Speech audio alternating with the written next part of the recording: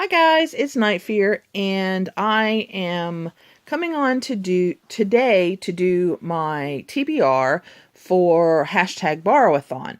Now this readathon is hosted by Rmfickfack, and it's going from May 19th to May 26th. And this readathon is all about reading borrowed books.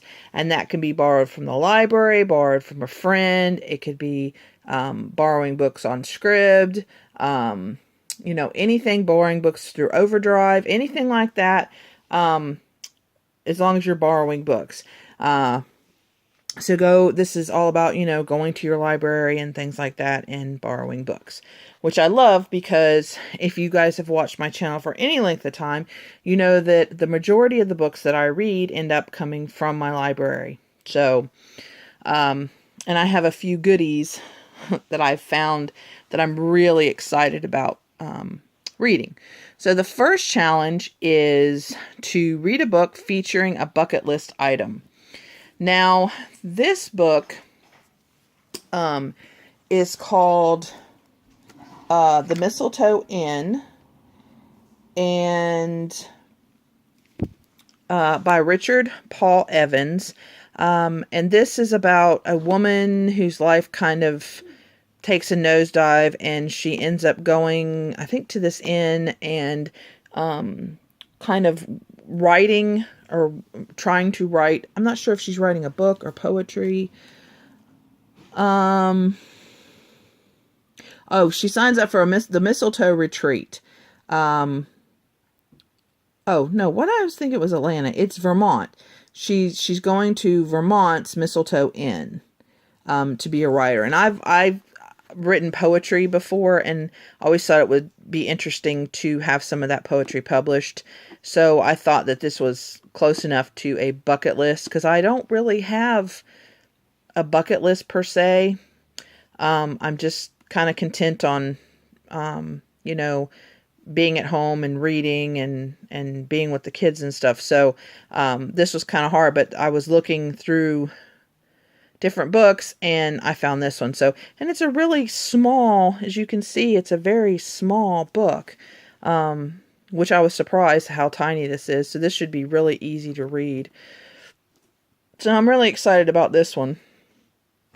And then the second challenge is a book that you're in the mood for. So I just kind of picked one that I've been curious about reading.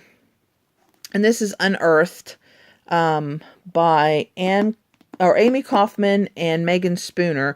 I have read the Illuminae Files, which Amy Kaufman wrote with Jay Kristoff, which I really, really enjoyed. And I read Megan Spooner's, oh, fudge. Is it called The Hunt? I can't remember what it was called. It was her Beauty and the Beast retelling. And pretty much enjoyed that. I mean, it was okay. I didn't enjoy it as much as I did Illuminae. But, so, and this is supposed to be, if I remember right, they found a planet or something, and they go to investigate, and they discover something. I don't know. I don't really remember what this is about.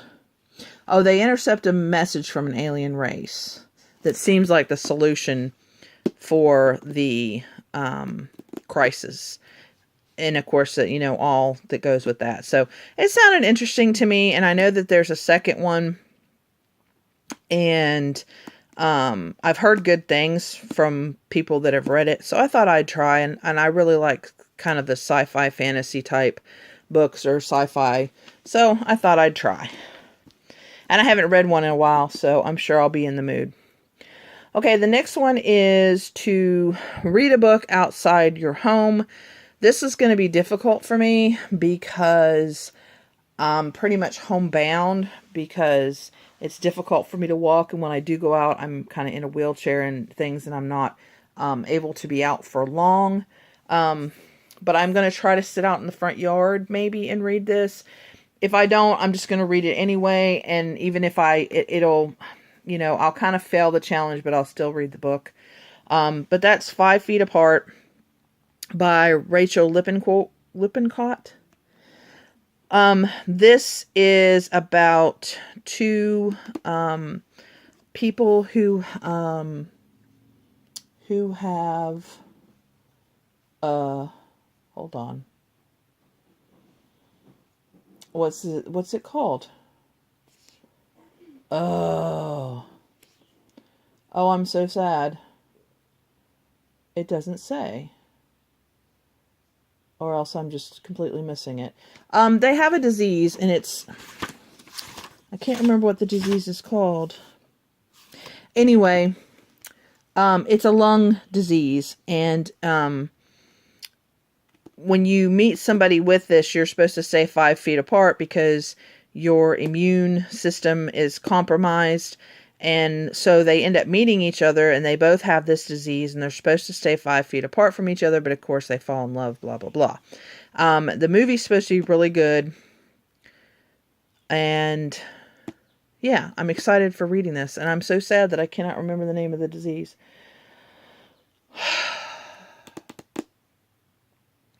I don't know. It'll come to me as soon as I'm done filming. Then the next one is to read a book in a non-traditional format. I am going to read Dearly Beloved by Leah Habel. This is the continuation to hold on, I gotta look. Dearly Departed? Is that what it is? Dearly Departed? Yes, Dearly Departed, which I read for half a readathon. And if you're curious on my thoughts on that one, you can read or watch the wrap up for that. But this is basically a dystopian book about a world that has kind of been decimated, and that they have chosen to embrace the Victorian era because they think that is an era that is very wholesome. I don't know if that's the right word, but and that they think that will kind of get them through. And there's zombies and this girl and just a whole bunch of things happen, and it's really, really good. And I really enjoyed the first one, and I hope the second one is as good. So I decided I would read this one, and the only way I can get this one is on my Kindle. So I thought that would be perfect for this challenge. Then the next one is to read a book set during your favorite time of year. I originally had this on my TBR for Amish in April. I didn't get to it, so I decided I would read this for Borrowathon. An Amish Harvest. It's 4 novellas by Beth Wiseman, Amy Clipston, Kathleen Fuller, and Vanetta Chapman.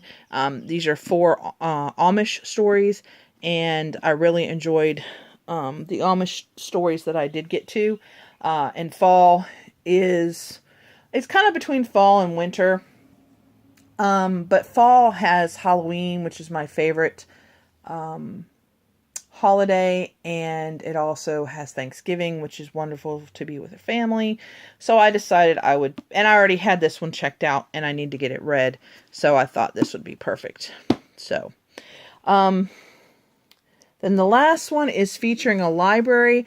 Now I am so cheating on this challenge because the last couple times I've read books about a library, I didn't like them.